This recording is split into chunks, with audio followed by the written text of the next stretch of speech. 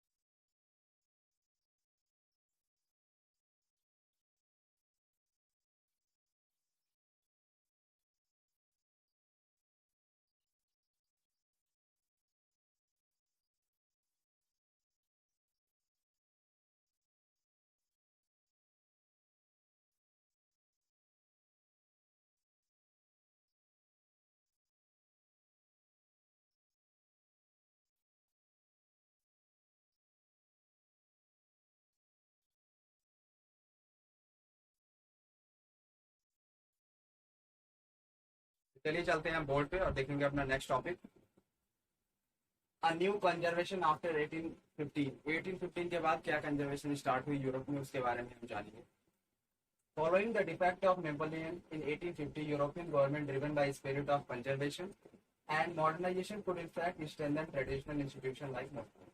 सबसे पहली बात क्या थी कि जब वहाँ पे किंगडम हुड था, जब वहाँ पे किंगडम हुड था वहाँ पे यूरोप में, तो आपने देखा कि नेपोलियन ने जब वहाँ पे रूल किया तो किस तरीके से उसके रूल में, उसके फॉर्म ऑफ गवर्नमेंट में वो जो चला रहा था, वो जो ब्यूरोक्रेसी को रन कर रहा था जिसके अकॉर्डिंग, उसमें काफी ज्यादा डिफेक्ट थे। तो वहाँ के लोगों को ये जब वो उसका डिफीट हुआ, वो जब हारा, तो वहाँ पे लोगों ने सोचा कि नहीं अब हमें मॉडर्नाइजेशन करना चाहिए, बट मॉडर्नाइजेशन करते हुए भी हमें ट्रेडिशनल चीजों को नहीं भूलना चाहिए। दोनों का बैलेंस, मॉडर्नाइजेशन और ट्रेडिशनल कल्चर का बैलेंस करके हम एक नए फॉर्म की ब्यूरोक्रेसी, नए फॉर्म का तरीका डेवलप कर सकते हैं, जो कि पूरे यूरोप के ओवरऑल डेवलपमेंट के लिए इम्पोर्टेंट रहेगा। उसमें एक बात बोली गई, modernisation could in fact strengthen traditional institution like monarchy. उन्होंने बोला था कि मॉडर्नाइजेशन जैसे जैसे हम करते जाएंगे अपने ट्रेडिशनल इंस्टीट्यूट में, वहाँ पे क्या होगा, वहाँ पे हम देखेंगे कि वहाँ की ब्यूरोक्रेसी होगी, वहाँ का जो सिस्टम होगा वो मॉडर्नाइजेशन के आने की वजह से, मॉडर्नाइजेशन आएगा तो वहाँ पे क्या होगा, अलग अलग अच्छी अच्छी टेक्नोलॉजी आएगी, और क्या होगा, लोगों का काम इनहेंस होगा, इजी होगा, और लोग ज्यादा यूजफुल तरीके से, जो हमारे ब्यूरोक्रेट होते हैं, जो हमारे लोग होंगे, ऑफिशियल होंगे, गवर्नमेंट एम्प्लॉय होंगे, वो अपना इनपुट ज्यादा दे पाएंगे, जिससे क्या होगा, उनका ओवरऑल इम्पैक्ट होगा, जिससे कि कंट्री का ओवरऑल डेवलपमेंट होने में एक बेनिफिट होगा। तो ये चीजें वहां पे हुई। अब चलते हैं हम नेक्स्ट टॉपिक।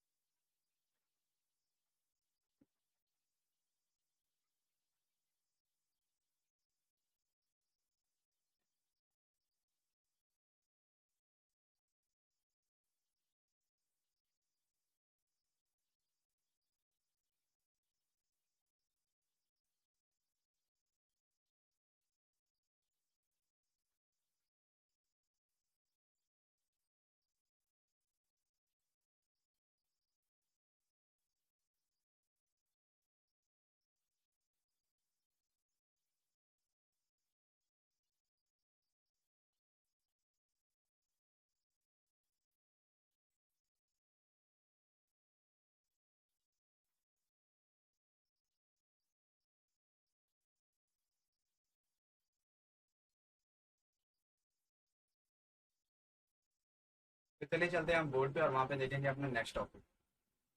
हमारा नेक्स्ट टॉपिक क्या है, रिवोल्यूशनरीज। ये जितने अलग अलग रिवोल्यूशनरी थे यूरोप में, उनका इंडिविजुअली परफॉर्मेंस क्या था, या उन्होंने किस तरीके से रिवोल्यूशन को एनहेंस किया, उसके बारे में हम जानेंगे। तो चलिए, during the year following 1850, the fear of repression drove liberal nationalist underground and secret societies were set up in the Germany, France and Poland. सबसे पहले क्या हुआ कि जो वहाँ पे लिबरल सोसाइटी में जो लोग थे, उनके अंदर क्या था, एक फियर था। फियर किस चीज का फियर था? In the year 1815 the fear of repression drove liberal nationalist underground. उनको लगता था कि कहीं उनके साथ कुछ गलत ना हो, उनके साथ भेदभाव ना हो, या उनके साथ कोई एक्सटॉर्शन ना हो। इसकी वजह से वो क्या हुए थे, हो गए थे, वो रिवोल्यूशन को कम कर रहे थे, या इन सारी एक्टिविटीज में, सोशल एक्टिविटीज को कम करके अंडरग्राउंड हो गए थे basically. And secret societies were set up in the Germany, France and Poland. अलग अलग सोसाइटीज बन गई थी वहां पे सीक्रेट तरीके से, जो कि उस रिवोल्यूशन को लीड कर रहे थे और उस मूवमेंट को इनहेंस कर रहे थे। वो कहाँ पे थे? स्विट्जरलैंड में, जर्मनी में, फ्रांस में।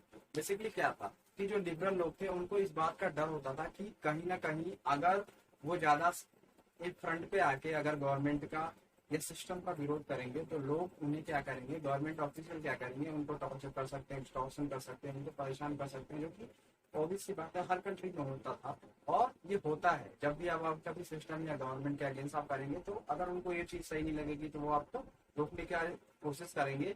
इसीलिए वो जेल जाने से बचने के लिए उन्होंने क्या किया, अपने आप को अंडरग्राउंड कर दिया। और उसके लिए क्या हुआ, बेसिकली अलग अलग तरीके से ग्रुप फॉर्म हो गए थे अलग अलग देशों में, स्विट्जरलैंड में, पोलैंड में। और जो क्या करते थे, वो एक अंडरग्राउंड रह के ही वो अपने अपने एक्टिविटीज को परफॉर्म करते थे और अपने रिवॉल्यूशन को इनहेंस करके चलाते थे। तो हमने क्या क्या पढ़ा, French revolution, nationalism in Europe, इसके बारे में जाना किस तरीके से फ्रेंच रिवॉल्यूशन ने नेशनलिज्म की बात को, नेशनलिज्म होता क्या है, इस चीज को इमर्ज किया यूरोप में। जिस जिस यूरोप में कभी नेशनलिज्म की, उससे पहले वहां पे किंगडम रूल था, बड़े बड़े राजा रूल करते थे, जिससे वहां पे कभी भी एक रिवॉल्यूशन की बात ही नहीं हुई थी, नेशनलिज्म का कोई मतलब ही नहीं था। वहां पे ये था कि किंगडम होता था, किंगडम रूल में क्या था, जो भी राजा कहेगा उसी उसी के फरमान को एक तरीके से लोगों पे थोपा जाता था, लोग उनको मानते थे, मानने पे मजबूर किए जाते थे कि अगर आप नहीं मानेंगे तो आपके साथ कुछ भी हो सकता है। तो इस तरीके से वहाँ पे प्रोसेस चल रहा था। इसलिए वहाँ पे लिबरल लोगों ने उसके अगेंस्ट आवाज उठाई किसके लिए, कि वहाँ पे लॉ हो, लॉ होगा तो क्या होगा, फ्रीडम होनी चाहिए, फ्रीडम होगा लॉ के अकॉर्डिंग सबको, और वहाँ पे कोई भी ऐसा आदमी नहीं होगा जिसके अगेंस्ट क्या होगा, कोई भी डिस्क्रिमिनेशन होगा। इस और उसके लिए उन्होंने बोला कि हमें एक गवर्नमेंट सेटल की जरूरत है, हमें गवर्नमेंट सेटलमेंट करना पड़ेगा, किंगडम हुड को चेंज करना पड़ेगा, ट्रांसफॉर्म करना चलेगा, और नए तरीके से हमें क्या करना पड़ेगा, ब्यूरोक्रेसी को भी चेंज करना पड़ेगा in the form of modernisation. तो इस तरीके से पूरा वहाँ पे ट्रांसफॉर्म हुआ। फिर उसके बाद हमने पढ़ा उसका रिवोल्यूशनरी जो अलग अलग थे, लिबरल लोग थे, अलग अलग लोग थे, वो अलग अलग अंडरग्राउंड हो गए, किस तरीके से तो उनके ऊपर एक्सटॉर्शन ना हो। और जर्मनी में, पोलैंड में, फ्रेंच में, अलग अलग जगहों पे ये अंडरग्राउंड होके अपने एक्टिविटीज को आगे इनहेंस करते रहे। तो ये था आज का topic. I hope you like the session. Please do like and subscribe my channel and do share also. Basically अब हम अगली क्लास में पढ़ेंगे बाकी। That's all for today. Thank you so much.